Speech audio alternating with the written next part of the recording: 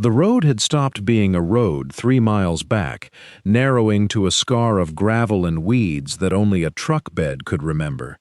She followed it anyway, because it was the only line on her map that led somewhere other than the town she'd just walked out of, and because her stomach had gone past hunger into a flat, quiet ache that made walking easier than thinking.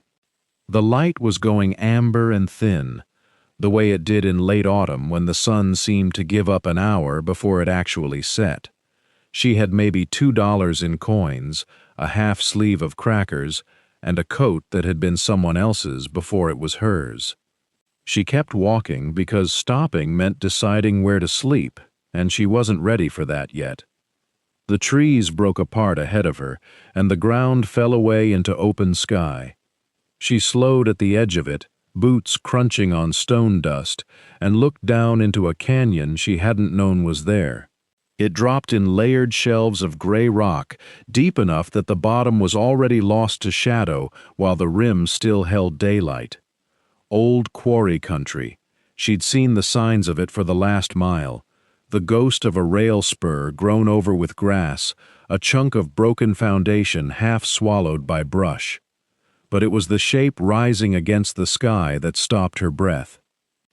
A skeleton of iron beams, rust-red and black with age, stood bolted into the canyon rim like the ribs of something long dead. Cables ran from it out over the drop, sagging under their own weight, and at the end of them hung a cage, an actual cage, wire mesh and iron bar, swinging slightly, though there was no wind she could feel. It creaked once, a low metal groan that carried strange and clear across the empty air, and she felt the sound settle into her chest before she understood why. A cable lift. Someone had built a way down into this canyon, a way to lower men and stone in that swinging box, and then they had simply walked away and left it hanging over nothing. She circled the rusted frame carefully, testing the ground with each step, until she found a sign bolted to a post at the edge of the old loading platform. The paint had faded to a ghost of its lettering, but she crouched and traced the words with her fingers until they came clear enough to read. Property scheduled for salvage and removal. Demolition crew arriving within the week. Within the week. She looked from the sign to the cage, to the dark canyon dropping away beneath it, and something in her chest shifted. Not fear, exactly, but a tightening, like a held breath. Whatever this place was, whatever it had once been, someone was coming to tear it apart and haul it off in pieces, and they were coming soon. She had nowhere else to be. She had no one waiting for her, no clock ticking anywhere except the one that had just started here, at this rim, in this fading light. She made camp a stone's throw from the platform, close enough that firelight would touch the frame of the lift while she worked.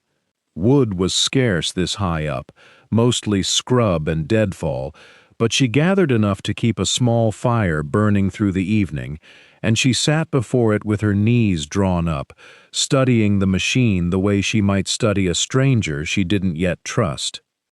The brake drum was the first thing she examined, working her fingers along its rusted housing until she found where it had seized, grit and old grease, turned hard as clay, packed into the mechanism until it could no longer turn.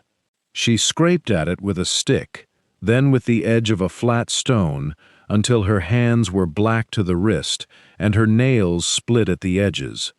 Beside the drum, the cable itself hung in strands, frayed where years of weather had worked at the metal fibers one by one, until whole sections had simply given up and snapped. She traced the breaks with her thumb, counting them, already thinking in terms of splices and load and how much weight the remaining strands might still bear. It was the post that stopped her. Nailed to the wood, half buried under a curl of peeling paint, was a scrap of paper gone brittle and brown with age, a page torn from something larger, its ink faded but not gone.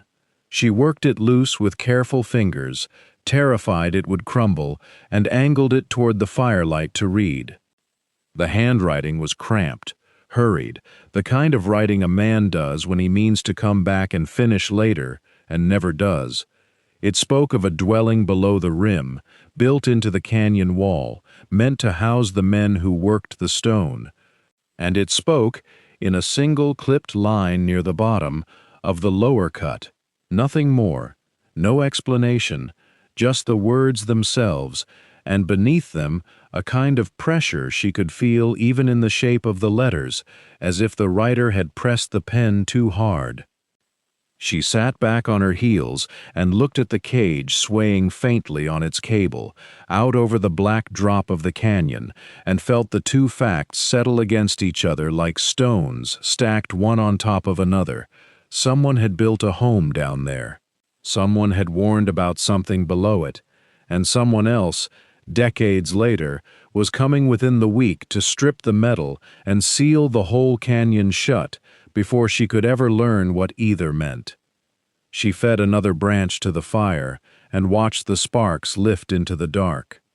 She had no tools but what she carried, no money, no one to ask for help, but she had time, a little, ticking away with every hour the sign had promised, and she had hands that knew how to work. By the time the fire burned low, she had already begun to plan.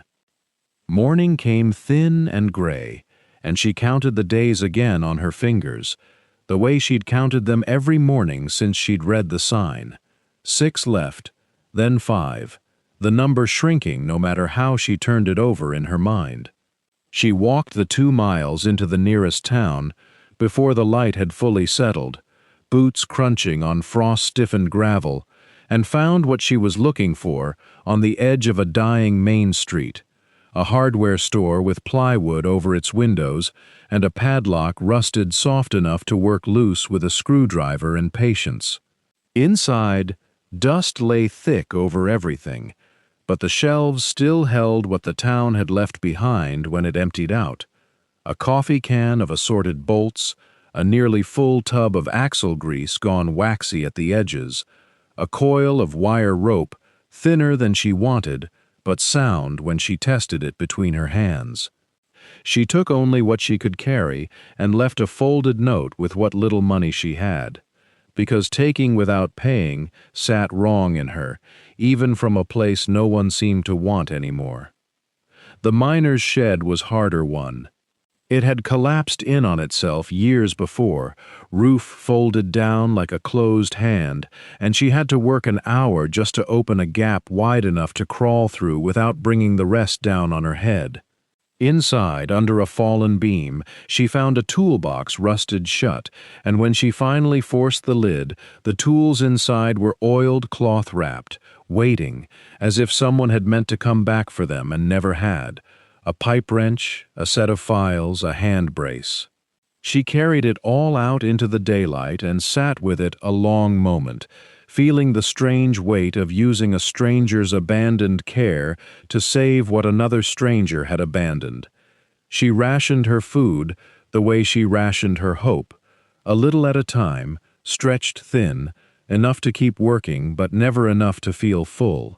By the 3rd day her hands had gone raw and cracked from the cold and the grease, and her stomach had settled into a low, constant ache she'd learned long ago how to ignore. It was testing the winch drum that nearly finished her. She'd freed the seized brake with grease and patience, and when she released the tension to check the drum's turn, the whole assembly lurched without warning, spinning half a rotation before she threw her weight against the lever, and it caught. Her boot slid on loose gravel at the rim, and for one long heartbeat the drop opened beneath her, black and total, before her hand found the frame and held. She knelt there afterward, breathing hard, staring at the cage swaying below on its cable, and understood with total clarity how little the machine would forgive her, and how little time she had left to earn that forgiveness. She sat with that fear until it went cold in her chest, then made herself stand and finish what she'd started. Fear was a luxury she rationed like everything else, enough to keep her careful, never enough to keep her still. The brake drum came apart under her hands like a puzzle nobody had drawn instructions for. She worked it in stages, loosening the housing bolts one at a time, marking their positions with a scrap of chalk so nothing would go back wrong, laying each piece on a flattened feed sack in the order she pulled it free. The shoes inside were worn to a shine on one side, cracked clean through on the other. Someone, decades back, had run this machine hard and ignored the warning signs same as everyone always did. She had nothing to replace the shoes with, so she cleaned them, filed the cracked edges smooth so they wouldn't catch, and packed the pivot points with grease until the mechanism moved the way it was meant to, instead of the way rust had forced it to. The splicing took longer. She'd learned the technique years back from a rail yard foreman who'd let her watch him mend coupling cable in exchange for sweeping out the tool shed, unlaying the strands, working them back together in a pattern that held under load without a single new fitting. Her fingers remembered the rhythm better than her mind did, and that was fortunate, because her mind kept drifting to the drop and the way the drum had lurched beneath her that morning. She salvaged wire rope from a collapsed fence line half a mile off, dragged it back in coils over her shoulder, and spliced new line into the old cable's worst sections, testing each joint by hanging her full weight from it before trusting it with more. The storm came on the fourth afternoon without warning, the sky going the color of a bruise while she was still elbow-deep in grease. She got a tarp over the drum housing just as the rain hit, but it came sideways, driven hard by wind funneling up the canyon walls, and by the time it passed, her careful work was beaded with moisture, the exposed cable ends already showing the first orange bloom of rust starting in. She crouched under the lean-to she'd rigged from scrap tin, watching water sheet off the edge, and felt the discouragement settle into her like the cold had, not sharp, just heavy, the kind that made her wonder for a long, quiet stretch whether any of it mattered, whether the sign at the rim would win no matter what she did. Then the rain thinned to a drizzle, and she made herself move again, wiping down the cable, working fresh grease into the joints before the rust could set deeper, checking the drum's turn once more under the graying sky. The machine hadn't forgiven her yet, but it hadn't beaten her either, and there were still days left before the trucks came to claim what she was trying to save. 6 days left. She'd started counting them the way she used to count coins, turning the number over until it wore smooth, and this morning it had dropped to 6 with the same quiet finality as a coin sliding out of her palm and gone. 6 days to prove the machine worthy of trust, and worthy of trust meant more than turning under her own weight. It meant carrying something heavier than her fear. She loaded the cage with stone, 3 flat slabs she'd carried up from the tailings pile one at a time, arms shaking by the third, until the weight sat close to what she guessed her own body might ask of the cable. Then she worked the brake lever the way she'd practiced 100 times on the empty cage, feeling for the drag point, the place where the drum caught and held. The cage inched over the lip of the canyon and hung there, swaying only slightly, and she watched the cable where it passed through her spliced section, watched for the give that would mean failure. It held. She let it descend the full length, hand tight on the lever, counting her own breaths instead of days for once, and when the cage kissed the canyon floor without a shudder, she stood at the rim for a long moment, just breathing before she let herself believe it. The second load was smaller. The third was her. Riding down inside the cage, she kept both hands locked on the frame and her eyes on the rock sliding past, gray and streaked with old chisel marks, the walls closer than they'd looked from above. The wind that had fought her on the rim didn't reach down here. The air went still and cool, smelling of wet stone and something older, mineral and faintly sweet. The cage settled onto a shelf of leveled ground with a soft grinding sound, and for a moment she didn't move, just listened to the silence close in around her, thick as the canyon walls themselves. Then she stepped out. The dwelling was cut directly into the rock face, its opening framed by hand-set timber that had gone silver gray with age but hadn't rotted, protected as it was from weather by the overhang above. She ducked through a low doorway and stood blinking as her eyes adjusted, and slowly the room came into focus around her. A squat iron stove against the far wall, rusted but intact, its pipe still threaded up through a chimney hole cut into the stone. A workbench built low and sturdy, tools hanging from pegs above it in shapes she half recognized. Shelving carved right into the rock, holding tins and jars gone opaque with dust. Someone had lived here. Someone had built a life inside this canyon wall and then left it exactly as it stood, as if they'd only stepped out for a moment and never come back. She turned in a slow circle, taking it in, feeling the 6 days shrink smaller in her mind against the size of what she'd just found, and somewhere beneath the dust and stillness, something that might have been hope started, cautiously, to stir. 6 days. She caught herself counting again, an automatic tally that had lodged itself somewhere behind her ribs since she'd read the sign at the rim. 6 days until men with a flatbed truck and cutting torches came to strip the lift for scrap, and she'd have this, whatever this was, for however long it took them to notice she'd already claimed it. She made herself move instead of stand there counting. The workbench yielded first. Beneath a scatter of dust and dead insects, her fingers found the hard edge of a book, and she eased it free. A ledger, cloth-bound, its cover softened and furred at the corners from decades of handling. She carried it to the doorway where the light was better and opened it carefully, half expecting the pages to crumble. They didn't. The ink had browned but held, a cramped, practical hand recording dates and tallies. Cut 40 blocks, north face. Repaired winch cable, section 3. Cold snap, no work today. Ordinary days ledgered like a farmer tracks weather and yield. She flipped forward, watching months pass under her thumb, watching the entries thin as autumn came, the handwriting growing tighter, faster, as if the writer had less patience for it. Then, near the back, the tone shifted. Lower cut opened up different today. Foreman says nothing to worry on. Men don't believe him. A few pages later, 2 men quit outright, walked to town rather than wait for pay.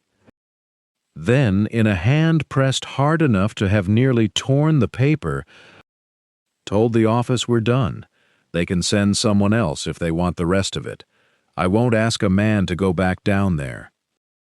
She read that line twice. Down there. Not the quarry face she stood in now, somewhere lower. Somewhere below this room, below the floor she was standing on. The entries after that grew sparse, then stopped altogether, the last dated page followed by blank ones, as if the writer had simply set the pen down one evening and never picked it up again. No explanation of what had been found, no name for the fear that had sent grown men walking out rather than finish a paying job. Just the shape of it, the outline where the truth should have been. Dust settled over the gap like snow over a footprint. She closed the ledger and stood a moment with her hand flat on the cover, the stove cold at her back, the tools hanging silent on their pegs above the bench. 6 days to fix a lift, maybe longer than that now to understand what she'd fixed her way into. Outside, the canyon light had shifted, the sun dropping toward the rim she'd climbed down from that morning. She looked at the floor beneath her boots, packed dirt, old boards, nothing remarkable, and felt, for the first time since she'd stepped off the cage, A small and specific unease settled in alongside the hope. Something was under this room, and whatever it was, someone had been scared enough of it to walk away from a paycheck. She set the unease aside the way she'd learned to set aside hunger, cold, every other feeling that didn't put a roof over her head, folded it small and tucked it somewhere she could find it later, when there was time to look. Right now there was a room to save, and the light through the doorway told her she had maybe 2 hours before the canyon swallowed the sun whole. She started with the floor, sweeping loose grit and years of settled dust into a pile she carried out by the double handful, dumping it over the ledge where it caught the last of the light like something almost pretty before it vanished into shadow below. Rockfall had come down along the back wall at some point. A slide of shale and grit she cleared shovelful by shovelful, uncovering a second bench she hadn't known was there, its surface scarred with the same tool marks as the first. Someone had worked this room hard, for years, maybe generations of someone. The stove took longer than she wanted. She pulled the flue pipe free and found it choked solid with old creosote and a bird's nest gone to dust, some long-departed swallow's home packed into the throat of the chimney like a fist in a windpipe. She worked it loose with a length of wire and her own 2 hands, coughing black grit, eyes streaming, until the pipe rang hollow when she wrapped it. She fed it back together section by section, packed the seams with clay scraped from the canyon wall where water had once run and left it soft, and stood back with soot on her face, feeling something close to triumph. A stove that drew clean was a stove that could keep her alive come winter. That mattered more than the unease. That mattered more than almost anything. It was near dusk when she found the trough. It sat low along the north wall, half hidden behind a fall of loose stone she'd been clearing without really looking. A channel cut straight into the living rock, worn smooth along its length in a way no chisel alone could explain. Water had run there for years, worn into stone the patient way only water wears, and now it sat bone dry, packed with silt and a scatter of dead leaves blown in from some crack she couldn't yet find. She crouched and ran her fingers along the channel's lip, following it back into the wall where it disappeared into darkness, and understood, with the particular clarity of someone who had gone thirsty more than once, exactly what she was looking at. A spring, or what had been one, once, before decades of neglect choked it silent. She sat back on her heels, the stove ticking faintly behind her as it cooled, and did the arithmetic she'd been doing all week without meaning to. 6 days for the lift, already spent, however many more to understand the ledger's silence, and now this, a water source that might still be alive somewhere behind that wall, waiting to be freed before the cold came down hard enough to freeze whatever hope was left in it. She started with the leaves, because leaves were easy, and easy was what her hands needed after a week of fighting rusted iron. She worked the litter free with her fingers, dropping the black, sodden clumps into a bucket she'd carry out and dump over the rim later. The silt underneath was worse, packed hard in places, like clay left to bake, and she had to break it up with a chisel end and scrape it loose in crumbling sheets. She worked by feel as much as sight, the channel narrowing where it entered the wall until she was lying flat on the stone floor with her arm buried to the shoulder, scraping blind.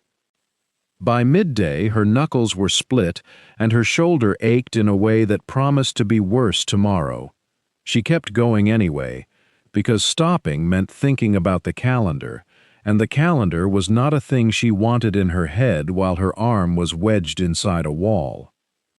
The channel went back farther than she'd guessed, 4 feet, 5, curving slightly before it met a seam where the stone changed. Darker, damper, damp. She stopped scraping and pressed her palm flat against it. Cool. cooler than the surrounding rock had any right to be in a canyon that hadn't seen rain in weeks. She worked another hour, clearing the last of the blockage from that seam, and when she finally pulled her arm free and sat back to breathe, she heard it before she saw it. A faint tick, like a clock too far away to trust. Then another, then a thin thread of water sliding out of the dark and into the channel she'd spent the day freeing. She laughed, once, short and disbelieving, and pressed her hand under the trickle. Cold, clean tasting when she touched a wet finger to her tongue, none of the mineral bitterness she'd braced for. It ran weak at first, then steadier, finding the old worn path like it remembered the way, filling the channel inch by inch until it reached the lip and spilled over into the trough she'd have to clear next, tomorrow, with whatever was left of her hands.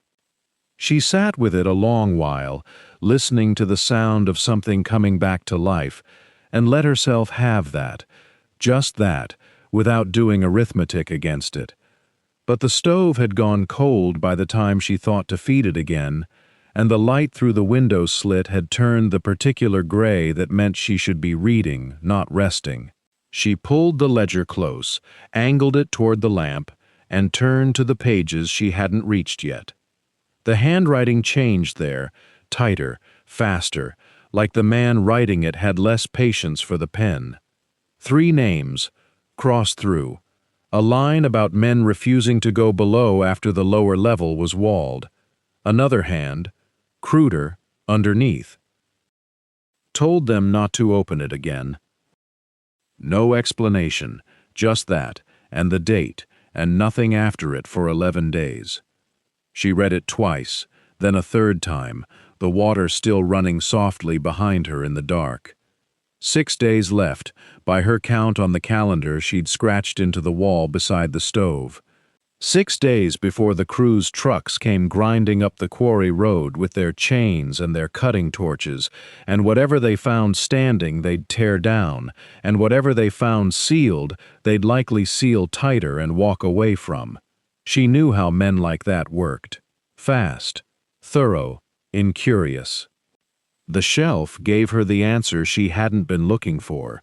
She'd pried it loose to reinforce the bracket behind it, and the board came away with a hollow sound that didn't match the others, a gap where someone had planed out a cavity and fitted a false back so neat she'd have missed it if the wood hadn't warped with age and pulled apart at the seam. Inside, a second ledger, thinner than the first, its cover soft with handling, and folded beneath it a map drawn in pencil that had gone silver with time. She spread the map on the table, weighting the corners with stones. It showed the dwelling in outline, the spring channel, the stove, and beneath the floor, in a hand pressed hard enough to score the paper, a passage marked with careful cross-hatching, leading down and back into the rock. No scale, no distances. Just the shape of it, and a single arrow pointing to a spot near the hearthstones, where the floor sounded, she now remembered, faintly different underfoot. At the bottom of the last page, in ink darker and blacker than the rest, a different hand had written 3 words and underlined them twice. "Leave it shut." She sat back on her heels and looked at the floor like it might answer her if she waited long enough. The first ledger had told her men refused to go below. This one told her someone, afterward, had come back, quietly, alone maybe, and drawn the way down anyway, then thought better of it, or been made to think better of it, hard enough to warn off whoever might read this after. 6 days. If she opened it and found nothing but rubble and stale air, she'd have wasted hours she didn't have, hours she needed for the trough, for the brake housing, for 100 smaller repairs that stood between her and simply keeping the roof over her head through winter. If she left it shut and the crew found the seam anyway, they'd pry it open themselves, careless, and whatever waited down there would be theirs to find, not hers. She pressed her palm flat against the floorboards near the hearth, and felt nothing but cold stone and her own pulse, loud in the quiet. 6 days did not care what she decided. That was the thing about a countdown. It kept moving whether or not she'd made peace with the ledger's warning, and every hour spent staring at floorboards was an hour not spent on the trough or the brake housing. She got up, found the pry bar she'd used on the shed hinges, and worked it into the seam beside the darker plank before she could talk herself out of it again. The wood fought her. Decades of settling had wedged it tight, and the nails, when they gave all at once with a shriek that made her flinch. Beneath the plank lay not rubble but a hatch, a real one, iron-strapped, with a ring-pull gone stiff with rust. She worked oil into the hinge, waited, worked more in, and when she finally hauled it open, the hinge groaned but held, and a set of narrow stone stairs dropped away into dark that smelled of wet mineral and old timber. She lit the lantern and went down slow, counting steps out of habit, one hand trailing the wall. The stair opened into a second cut, lower, narrower than the dwelling above, ceiling braced with timber sets that still stood square after all this time. No collapse, no danger she could see. Along one wall, shelving held tools wrapped in oiled cloth, chisels, a hand drill, coils of rope gone stiff but intact, a crate of spikes still bright where the cloth had kept air off them. Someone had come down here after the others quit and taken the time to preserve what they could, as if they meant to come back. She found the reason they hadn't in the far corner, where the floor dipped and glistened. A seep, slow and steady, beading along a crack in the stone and running into a channel someone had cut to guide it, a channel that dead-ended in a low spot, clearly meant to be extended and never finished. The old ledger's talk of men refusing to go below made sudden, ordinary sense, not a threat found in the dark, but water, patient and relentless, rising a little more each season until the timber sets groaned under it and someone decided the stone wasn't worth drowning for. She crouched by the channel and watched the water bead and fall, and felt something in her chest loosen that she hadn't known was tight. No warning etched twice into wood could survive daylight and a level head. Just a flood risk, decades old, still waiting for someone patient enough to finish the work the last hand had started and abandoned.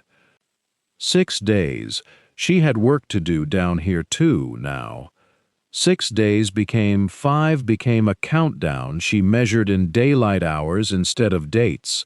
She worked the lower level first, because water didn't care about deadlines and neither, apparently, did she. She cut a new channel with the quarry's own tools, a pick worn smooth by another woman's hands, decades gone, and a shovel she'd oiled back into service, extending the seep's path past the low spot and out through a crack in the canyon wall she found by following the stone's natural lean.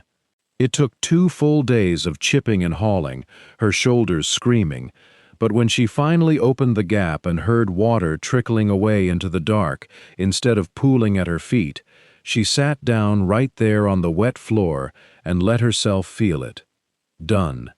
One threat closed. She braced the timber sets next, the ones that had groaned under decades of rising damp, wedging fresh-cut lengths from salvaged fence posts against the old uprights, until the whole lower cut felt solid under her boots instead of borrowed. Then she remembered the library. Weeks back, waiting out rain in a town whose name she'd already half forgotten, she'd pulled a dusty county pamphlet off a shelf meant for farmers, abandoned property statutes, adverse possession, the kind of dry legal language that had seemed like idle curiosity at the time. Now every line of it mattered. Occupation, improvement, visible claim, a notice posted where anyone arriving would see it, stating intent and presence, before the property could be stripped as if no one lived there. She tore a plank from a crate in the dwelling, sanded it smooth by lamplight, and lettered her claim across it in careful capitals burned in with a heated nail: occupied, improved, claimed under county provision, name and date beneath. Her hands shook a little, writing her own name in a place she intended to stay. She carried it up on the last working cage ride, cable humming steady beneath her, a sound she'd earned, brake drum turning true, splice holding firm, and climbed the last few feet to the rim in the gray hour before dawn. The company sign still stood there, warning of the crew's arrival, and she nailed her plank right beside it, facing the road, facing whoever came first. 4 days left, maybe 3, if they moved early.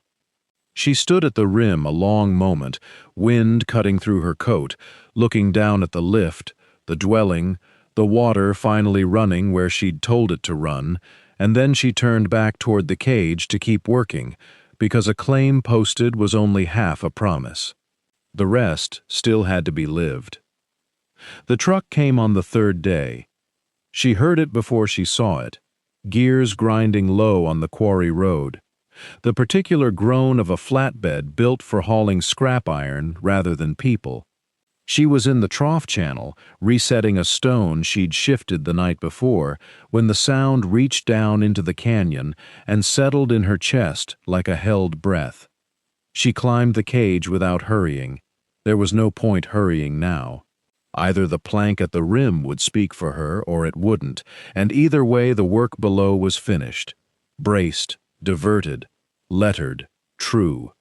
The lift carried her up smooth and certain, no catch in the drum, no groan in the splice, and she stepped off onto the rim just as the truck rounded the last bend and idled to a stop beside the company sign. 2 men got out. One held a clipboard, the other a crowbar he clearly hadn't expected to need. They looked at the lift standing whole against the gray morning, cable taut, cage resting steady on its cradle.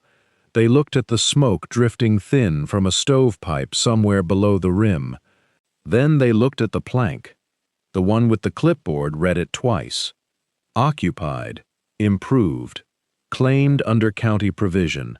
A name, a date 3 days old, and another date, today's, freshly added beneath it in the same burned lettering.